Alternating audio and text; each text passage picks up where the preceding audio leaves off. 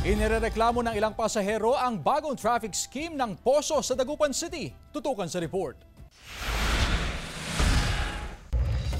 Nag-aaral sa isang universidad sa Dagupan City si Alain mula sa San Fabian, Pangasinan.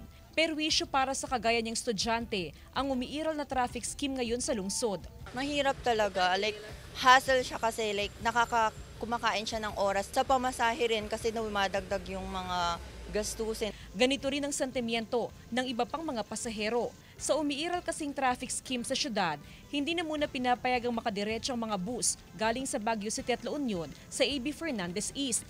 Pinapadaan sila sa Tabang Karanglaan Road para maiwasan ang traffic build-up sa syudad.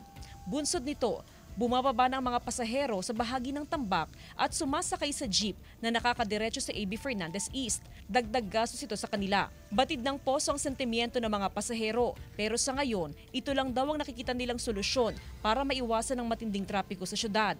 Yun po ang magiging problema, pero ang ano naman natin kung ang traffic natin hanggang City High umaabot ng Tapwak. Kung hindi raw magpapatupad ng traffic scheme ang Poso, bukod sa problema sa trapiko, lubos din daw na maapektuhan ng mga tsuper.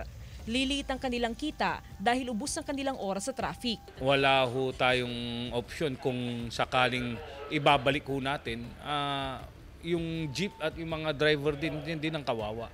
Wala rin ang kikitain nila kung panay traffic din ang Sa ngayon, humihingi ng pangunawa ang Poso sa publiko. Sa oras daw na matapos ang konstruksyon ng mga kalsada ay magiging komportable din ang biyahe ng mga pasahero.